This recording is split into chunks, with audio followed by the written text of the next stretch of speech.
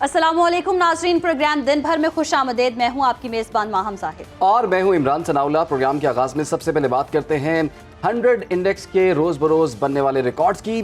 तो Pakistan stock exchange ने एक बार फिर पाकिस्तानी तारीख का नया रिकॉर्ड कायम कर दिया है। आज सुबह कारोबारी दिन के आगाज़ पर ही स्टॉक एक्सचेंज में 100 इंडेक्स में 1044 पॉइंट्स का इजाफा हुआ, जिसके बाद पाकिस्तान स्टॉक एक्सचेंज में 100 इंडेक्स तारीख की बुलंद तरीन सतह 1,09,283 पर ट्रेड हुआ। जी बिल्कुल। और दूसरी जानिब इंटरबैंक में पाकिस्तानी रुपए के मुकाबले में अमरीकी करेंसी भी कद्र खो रही है। इंटरबैंक में डॉलर 4 पैसे सस्ता होने के बाद 277 रुपए 90 पैसे का हो गया है। और कारोबारी हफ्ते के चौथे यानी कि गुज़श्ता रोज ट्रेडिंग के दौरान पाकिस्तान स्टॉक एक्सचेंज में 3,134 पॉइंट्स का इजाफा हुआ है। गुज़श्ता रोज कारोबारी दिन के इख्तिताम पर 100 इंडेक्स 1,08,238 पर बंद हुआ था।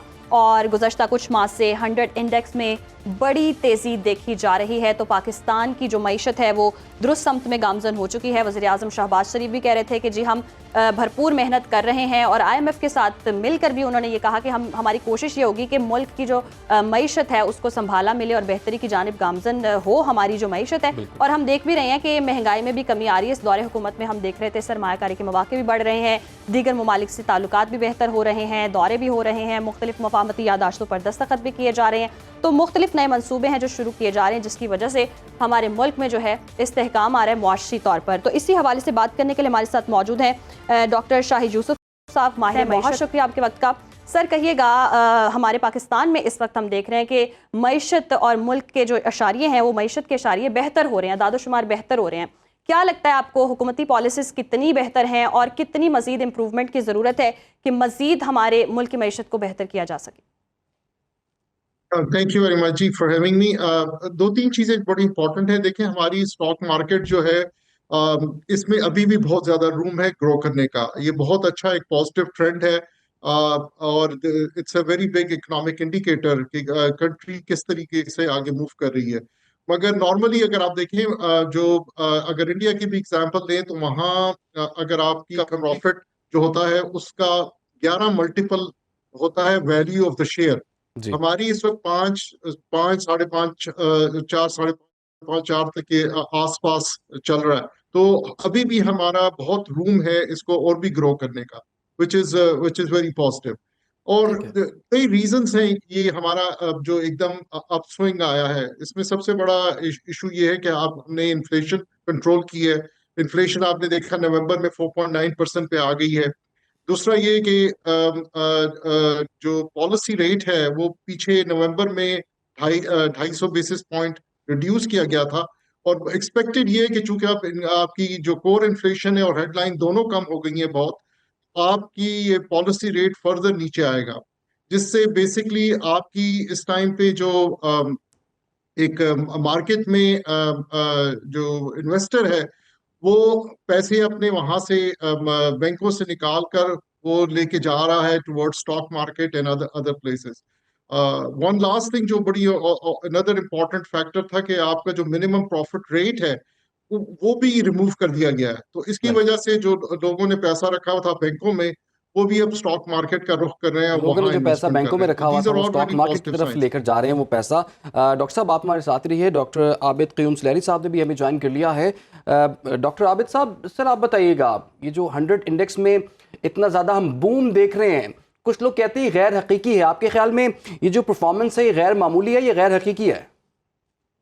गैर मामूली है। देखिए, इसमें 3 फैक्टर्स हैं और तीनों फैक्टर्स इस वक्त पाकिस्तान के हक में जा रहे हैं।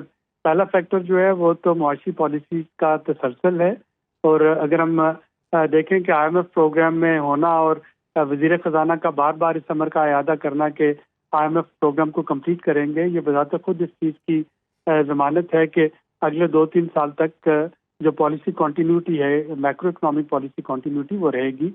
दूसरा इसमें जो फैक्टर है वो स्टेट बैंक का इंटरेस्ट रेट का कम होना है। जितना इंटरेस्ट रेट कम होता है उतना स्टॉक एक्सचेंज मार्केट में एक्टिविटी ज़्यादा देखने में आती है। और चूंकि जो एक शरह सूद है स्टेट बैंक की, वो एक तवातर से कम होती नज़र आ रही है। और अगली मॉनेटरी पॉलिसी में फिर तवक्को की जा रही है कि कम से कम 2 पॉइंट शायद मज़ीद नीचे आए। تو اس وجہ سے اسٹاک ایکسچینج مارکیٹ میں تیزی ہے. اور تیسری اور اہم چیز جو ہے وہ خطے کی باقی اسٹاک ایکسچینج مارکیٹس کے مقابلے میں پرفارمنس ہے. اور اس سمر میں کوئی شک نہیں کہ پاکستان اسٹاک ایکسچینج مارکیٹ جو ہے وہ اپنی پیئر اسٹاک ایکسچینج مارکیٹ میں آپ اس کو بیس لائن افیکٹ کہہ لیں کہ پہلے اس میں کافی کمی رہی ہے 2019-20 میں، اس کی وجہ سے، یا باقی دو فیکٹر جو میں نے آپ کو بتائے ان کی وجہ سے زیادہ تیزی ہے. تو یہ تینوں فیکٹر اس وقت پاکستان اسٹاک ایکسچینج مارکیٹ کی فیور میں جا رہے ہیں اور اس لیے یہاں پہ آپ کو تیزی دیکھنے میں نظر آ رہی ہے. صحیح.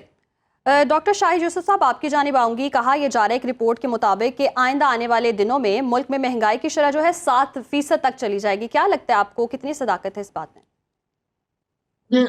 انفلیشن تو ابھی آپ کی ریڈیوس ہوئی ہے. ہم نے ٹارگٹ جو رکھا تھا اس سال کا وہ 12% رکھا تھا اینولائزڈ، تو وہ ہم موسٹ لائکلی ہم وہ اچیو بھی کریں گے، بلکہ ہو سکتا ہے اس سے بھی کم ہو جائے. اور آلریڈی آپ کی جو کور انفلیشن ہے وہ تقریباً 8% ہے. آپ کی جو سی پی آئی ہے وہ 4.9% لاسٹ منتھ میں آئی ہے. اینولائزڈ وہ تقریباً 7-8% پہ جا رہی ہے.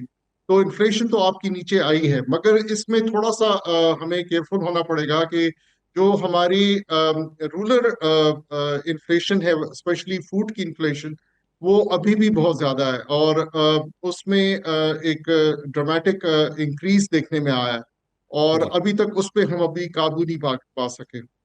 ٹھیک ہے. اچھا سلیری صاحب، ہم نے دیکھا تھا کہ مسلم لیگ نون کی جو پچھلی گورنمنٹ تھی 13 سے 18 کے درمیان، اس میں اسٹاک ایکسچینج نے 50,000 کا ہندسہ غالباً عبور کیا تھا، تو وہ ہم کہہ رہے تھے بہت اچھا پرفارم کر رہی مارکیٹ.